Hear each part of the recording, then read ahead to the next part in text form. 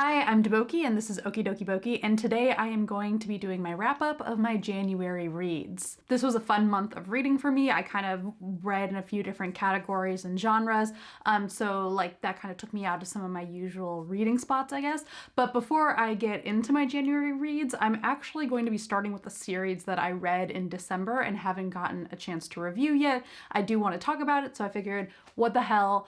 We all make the rules on our own channel. I'm gonna just include them here so I get a chance to talk about them. And this first series is the Book of Amban series by Tasha Suri. The first book in the series is called Empire of Sand. The second is called Realm of Ash. I read the first book, Empire of Sand, because Jocelyn over at Yogi with a Book recommended it pretty highly. And I also just heard the words Mughal India fantasy series and was like, I'm in. Empire of Sand is centered around Meher, who is the illegitimate daughter of a governor and whose mother, basically she belonged to this nomadic tribe called the Amrithi.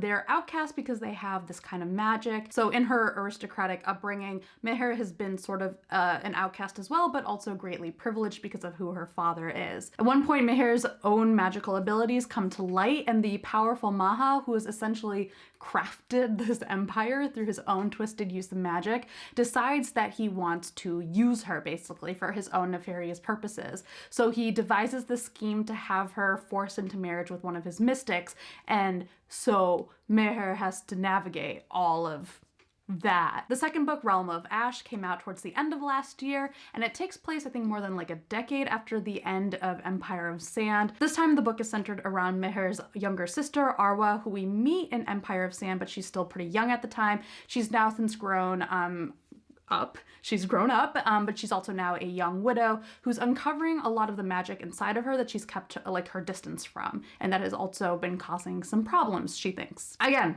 I was pretty much sold on the series as soon as I heard that there was like a Mughal India inspiration for it, and I loved how the book like wove in all of these cultural aspects like royal life, food, dress, geography that like clearly have their roots in like the subcontinent, like in this history.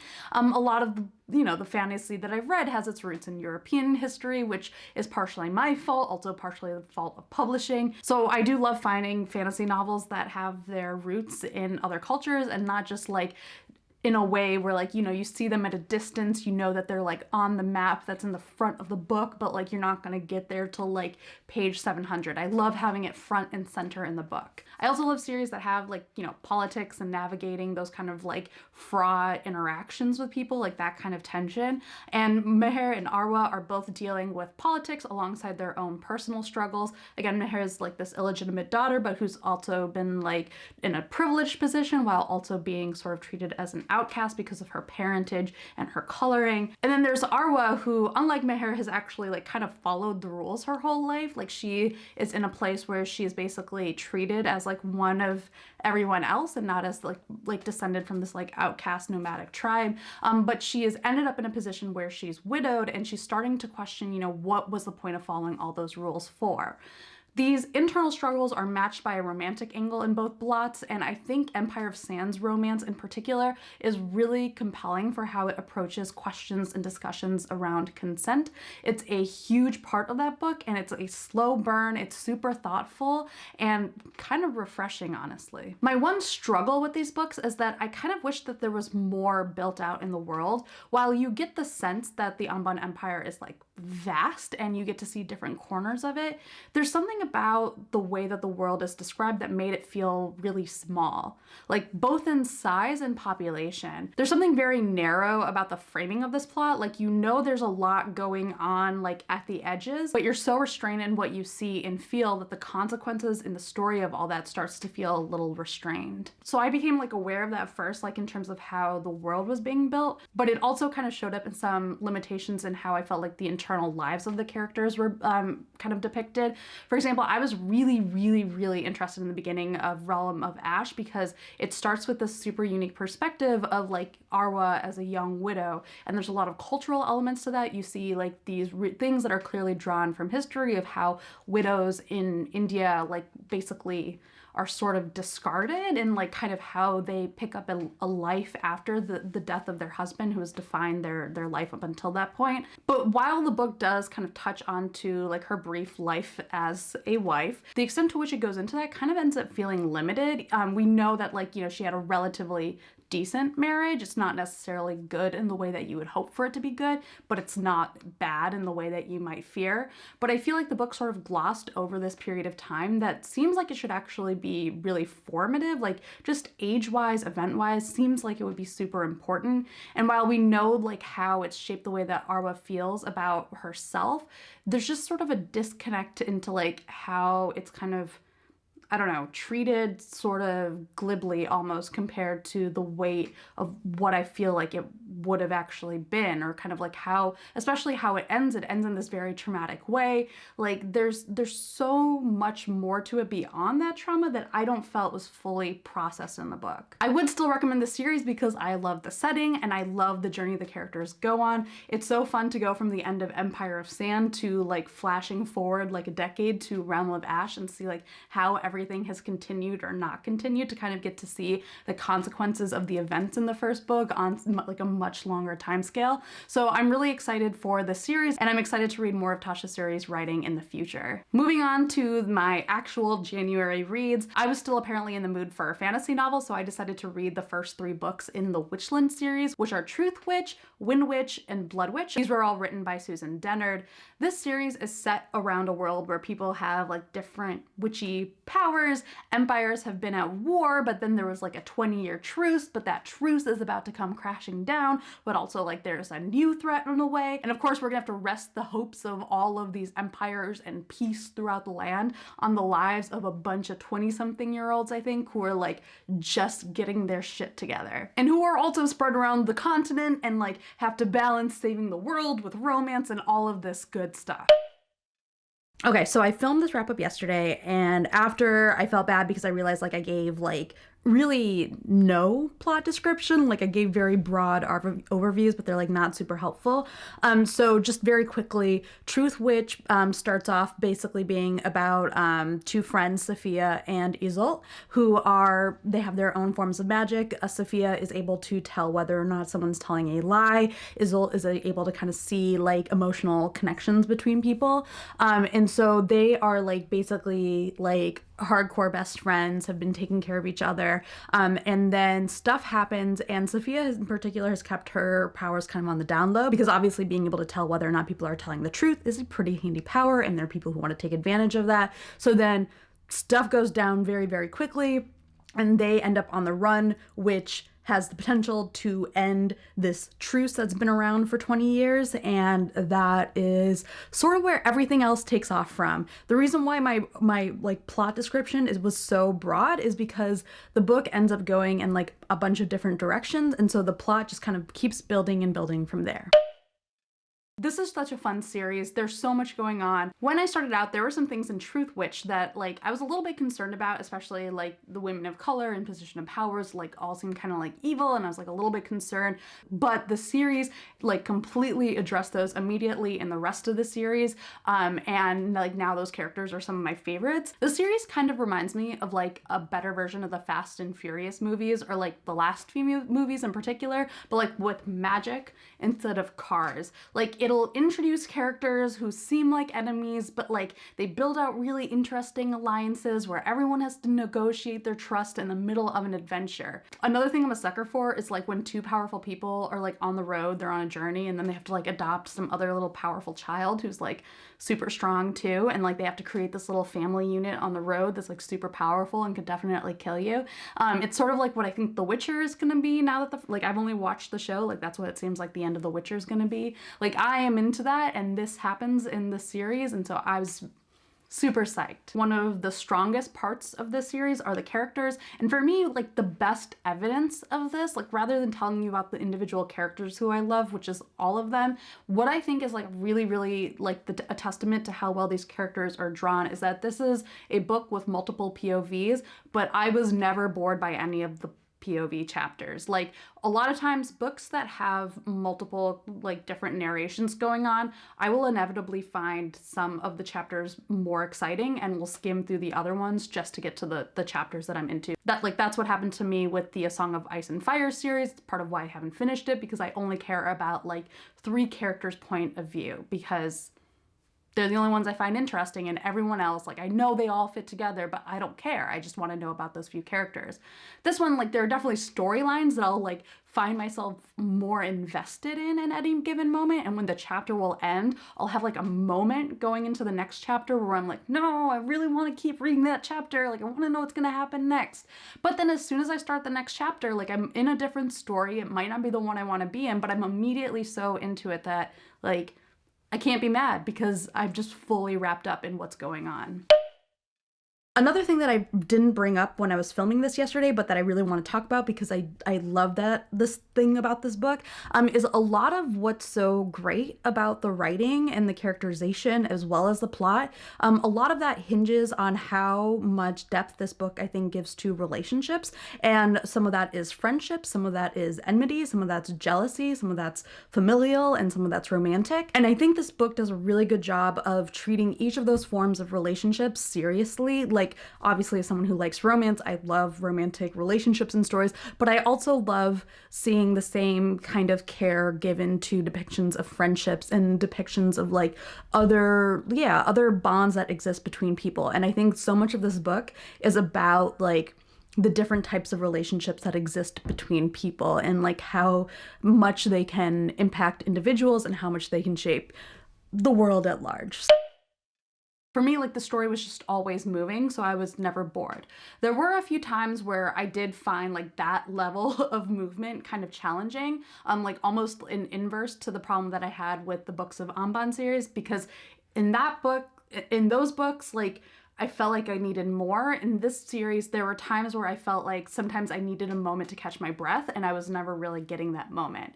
Like, in the first book, you're pretty much dropped into the action right away. Like, it starts completely like mid shit going down, and you're just like, well, guess we're on the ride. Like, you're like, it's like starting a roller coaster at the top of the ride, kind of. And I think that's a really bold choice. Like, I don't actually think that was a bad choice. It was just, for me, a little bit hard because I was kind of like, oh crap, like I gotta immediately start processing everything. And especially in the most recent book, in Blood Witch, there are so many different things going on that there are some important events that I think kind of ended up feeling a little bit sidelined. And I think that was the right choice to make in terms of like what the reader, or at least I was most interested in, but it is kind of notable in terms of the overall plotting. This was a series where like there were times when I realized like my heart was racing because I was just always so caught up in the excitement of the moment. Like even now, like I feel like I'm talking faster, and like you're just like in that moment and it feels like there's no release. And I guess like technically when I got to the end of each book, I could have like caught my breath then, but I was immediately like buying the next one on my Kindle because I was like, I want to know what happens next. So I had to read through them pretty quickly, and now I have to wait for the next one. So I guess I'm gonna get all my oxygen in now so that by the time the next book comes out, I can, you know, hold my breath for the whole however many pages it is. Okay, so after that, I read a romance, and this was Heated Rivalry by Rachel Reed. This is a book about 2 hockey players, Shane Hollander, a Canadian guy who's just kind of like a solid dude, very Canadian, you might say. And then there's Ilya Rozanov, who is much more arrogant and flashy. These 2 are very talented, they're very much rivals, and they're also very, very, very, very definitely having sex with each other that will, over the course of the book, because this is a romance novel, turn into complicated feelings. The book covers like a very long period of time in their lives, starting from when they're just starting out in the NHL and their rivalry is just starting to become born, to when they're much more established as very successful players. And I really love that we got to see them over this long period of time, because you just get to see how their lives change from when, you know, they're like these humble little upstarts, and how the ways that their life has changed has affected them personally, to the point where they begin to feel that the only person who understands them is their rival slash secret fuck buddy. If you like your romances with a bit of angst, but like dosed out and not super intense, then I think this is a great book for you, because that's kind of how I am, and That's what I loved about this. Like, ego aside, these are two very reasonable characters in a very unreasonable situation in terms of not being able to be open about their sexuality and their feelings because of their fame, as well as how they're marketed as athletes. But Shane and Ilya have a genuinely fun relationship to watch. Like, they're bickering on and off the ice is sweet, and it's fun seeing how they get under each other's skins because you can really understand like why these two should actually be together. Without getting too spoilery, this book did make me wonder a little bit about what we consider happily ever afters in gay romances, particularly contemporary ones. This has like an ostensibly happy ending, like it's happy, they're together, but some of the happiness that's kind of baked into that is also sort of more of a promised future happiness that I think is built on the goal of like trying to create a realistic ending in a series that is about gay hockey players. And so this isn't necessarily a criticism of the ending, and I'm being super vague about it because I don't want to like spoil anything. It's just more of like me trying to make sense of what happily ever after means outside of the like more cliche heteronormative ending where like everyone gets a pregnancy epilogue. So if you've read the book and you have thoughts about that, let me know down below and we can talk it out. So while I was reading all of those books, I was also listening to the Emma audiobook by Jane Austen. I listened to the version that was narrated by Juliet Stevenson, who I think is now one of my favorite audiobook narrators. Emma is classic. It's about Emma, who I have described as the 20th 20-something to ever 20. She sets people up. She tries not to set people up. Her plans go awry. People fall in love. It's just delightful. I think Emma might have actually been the first Jane Austen novel that I read, but that was like a really long time ago, and I really don't remember much of it. Mostly I've just like watched Clueless and a few other adaptations. So this was like my first return to the book itself, and I loved it. Emma is like one of those tightrope characters where like she is probably really easy to hate, but like I don't know if it's just something about the way she was written or the way that Juliet Stevenson voiced her, but I just found her super charming, like even with her messiness, or maybe because of her messiness. I think it's because she's so earnest and sincere in everything she does that even when she messes up, she's very good about like acknowledging where she messes up, and like she's also just so like clearly, and like whatever qualities of her are selfish are also connected to like her love for other people, and it's just very endearing. And everyone else in the book feels like so specifically drawn and sharp in their own way, though like I don't know if sharp is the way to describe Harriet.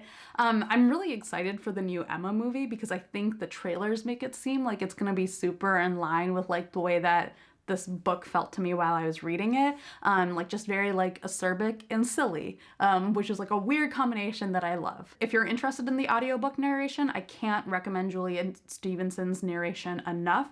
I think I'm probably gonna listen to all of the rest of her Jane Austen narrations because I'm just so in love with how she brings the words and characters to life, particularly like their wit or sometimes their lack thereof. I've mentioned this before, but sometimes I struggle with reading classics. I'm not very good at, I don't know, like getting the right rhythm or voice or whatever it is that's on the page into my head, which makes it hard for me to piece together like the characters and events and whatnot. So I think Juliet Stevenson's narration was like super helpful because it helped me sort of envision at least like her interpretation of Jane Austen's words, and it turns out that I like her interpretation. And now for my last book of January, I'm finally catching up on people's favorite reads from 2019. So I read On Earth We're Briefly Gorgeous by Ocean Vuong.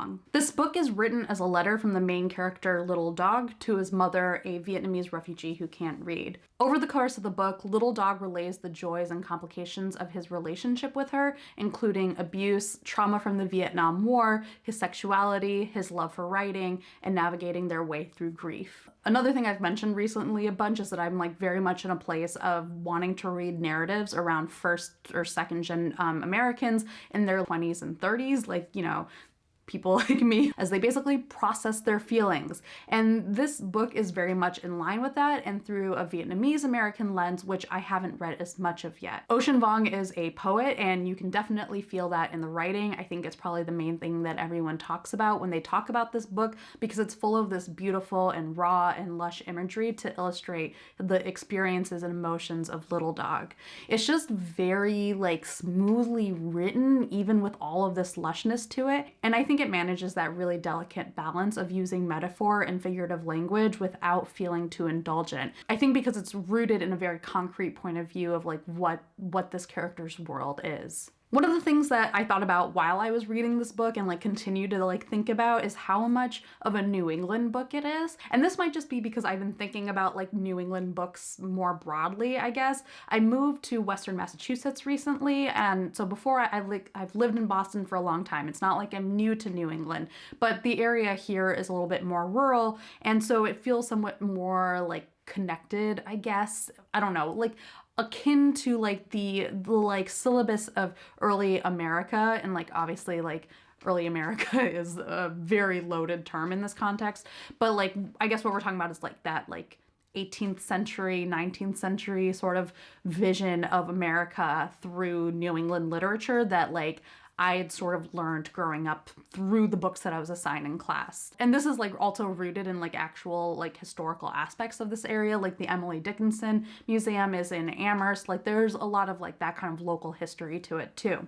And so I've been thinking about that because like when I like drive around, like even though like the fact that I'm driving is like a sign that like times have changed from those early days, because this area is more rural, there's also a lot of things like in terms of nature and farming and stuff that like at the very least feel more connected to these books that for a long time shaped how I viewed this country's literary history. It's a lot of stuff that I'm thinking out loud, and I don't have like an endpoint yet to this thing. It's just that this is a feeling that I've had. And so Ocean Vuong grew up in Hartford, Connecticut, and he actually lives in Western Mass as well. And On Earth We're Briefly Gorgeous is set in Hartford, which is like about an hour-ish from this area. And so like the communities and the layout of the city and its surrounding areas are kind of their own character, like the way people will talk about like New York City as a character and Sex and the City. It really felt like Hartford was a character, like a real part of the story of On Earth We're Briefly Gorgeous. And like even down to the tobacco farm that little dog works on that resembles farms that I drive by every day. And tied to that is also like the ravages of the opioid crisis, the particular distributions of wealth in the area that drive where and how people live.